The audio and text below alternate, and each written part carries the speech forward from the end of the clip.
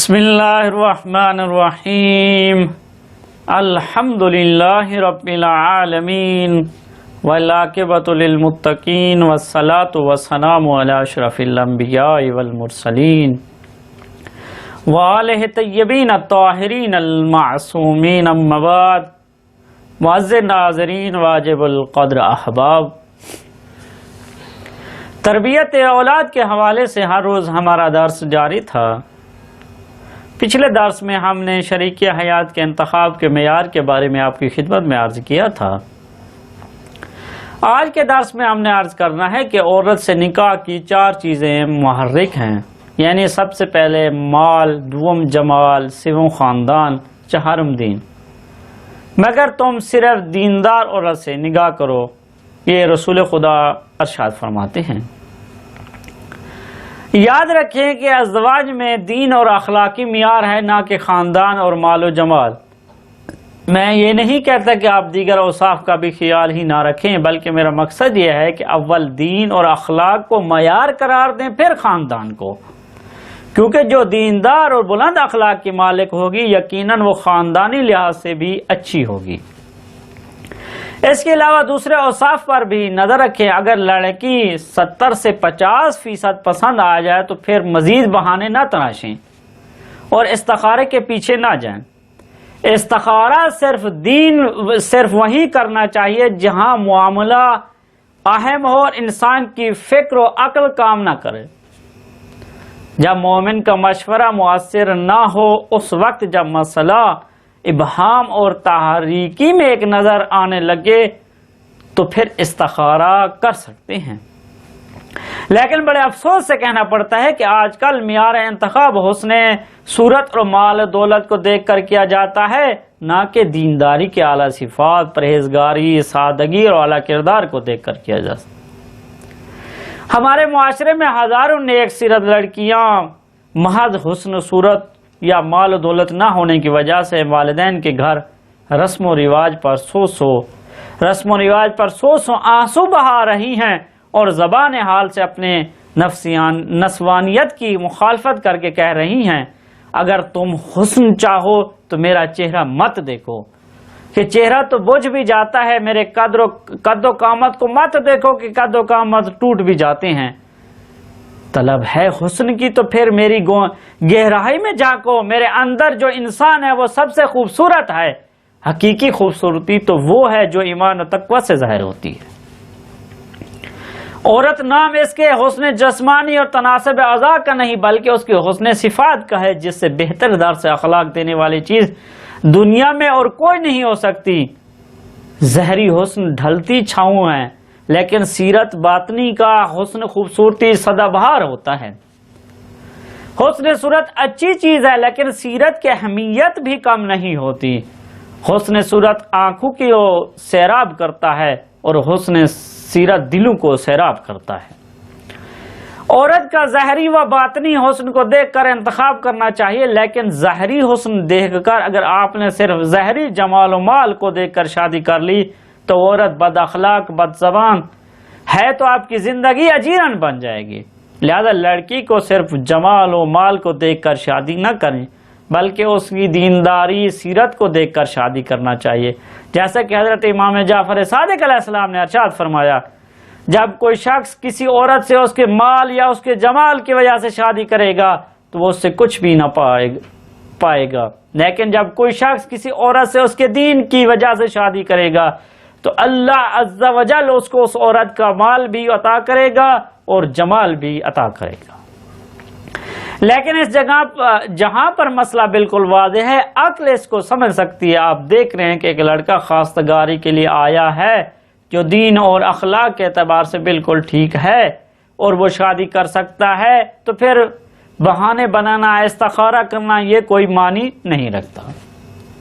پیغمبر خدا صلی اللہ علیہ وآلہ وسلم ارشاد فرماتے ہیں کہ جو شخص بھی صرف حسن و جمال کی خاطر کسی عورت سے شادی کرتا ہے تو وہ اس کے وجود میں اپنی مراد نہیں پائے گا، اور وہ جو شخص بھی صرف مال کی خاطر کسی عورت سے شادی کرے گا تو اللہ اسے اس مال کے حوالے کر دے گا، یعنی اس مال کے سوا اسے اس عورت سے کچھ نہیں ملے گا۔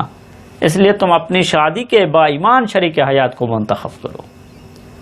جو شخص عورت کے اس کے مال کی خاطر حاصل کرتا ہے تو اللہ تعالیٰ اس سے مال کے حوالے کر دیتا ہے، وہ عورت دوسری خوبیوں سے خود کو محروم کر لیتا ہے۔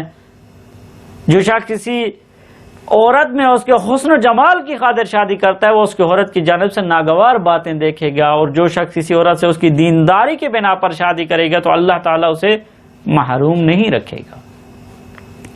رسول اکرم صلی اللہ علیہ وآلہ وسلم نے ارشاد فرمایا، کسی عورت سے بعد اسے حسن و جمال کی خاطر شادی کرنا سے منع فرمایا اس کا مال اس کے لیے طغیان کا سبب بنے گا اور اس کا جمال اس کے لیے تباہی کا ذریعہ ثابت ہوگا۔ شادی کے بارے میں عورت کے دین اور ایمان پر نظر رکھو۔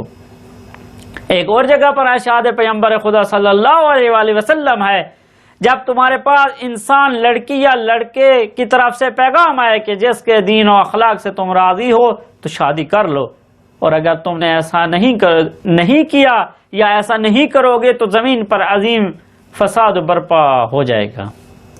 حضرت امام جعفر صادق علیہ السلام ارشاد فرماتے ہیں، فہمیدہ اور عقل مند عورت کی شادی فہمیدہ اور عقل مرد ہی سے کرنی چاہیے، اور ارشاد خداوندی بھی ہے، الخبیثات والخبیثین، خبیث عورتیں خبیث مردوں کے لیے اور خبیث مرد خبیث عورتوں کے لائق ہے، اور طیب پاکیزہ عورتیں پاکیزہ مردوں کے لیے، اور طاہر و طیب مرد پاکیزہ عورتوں کے لیے۔ اچھی طرح سمجھ کر شریک حیات کا انتخاب کرو، کیونکہ لڑکے اپنے ماموں کی مانند ہوتے ہیں، پیغمبر خدا فرما رہے ہیں۔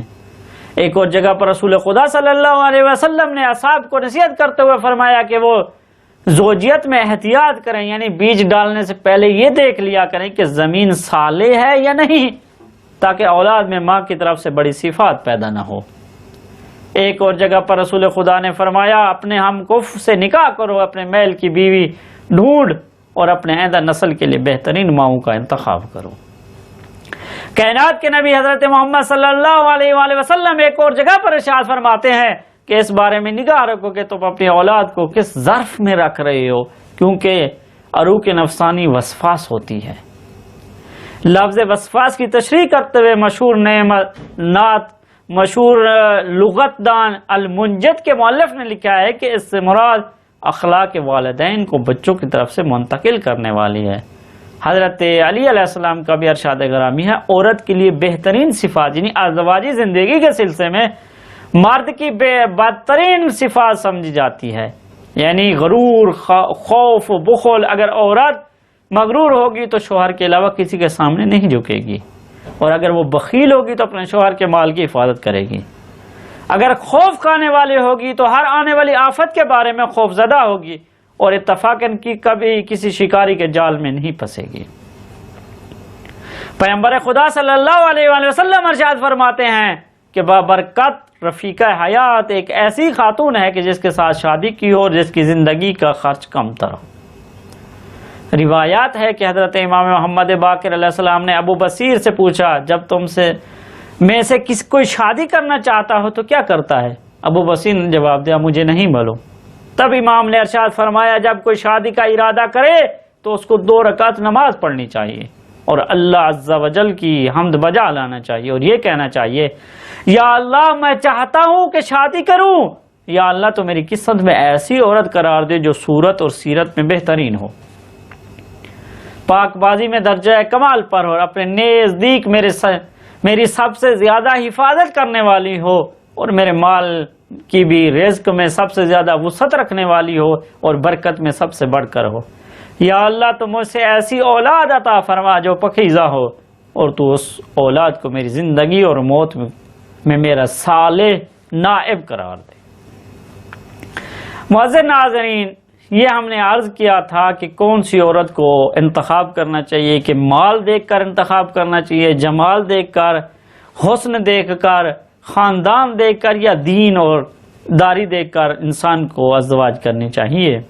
تو معصومین کے روح سے حسن و جمال کے علاوہ جو سب سے مہم چیز ہے وہ یہ ہے کہ دینداری کو دیکھنا چاہیے، یہ دیکھنا چاہیے کہ یہ خاتون یا اس کا خاندان کتنا دیندار ہے اور کتنا اہل بیت اطہار سے محبت رکھتا ہے۔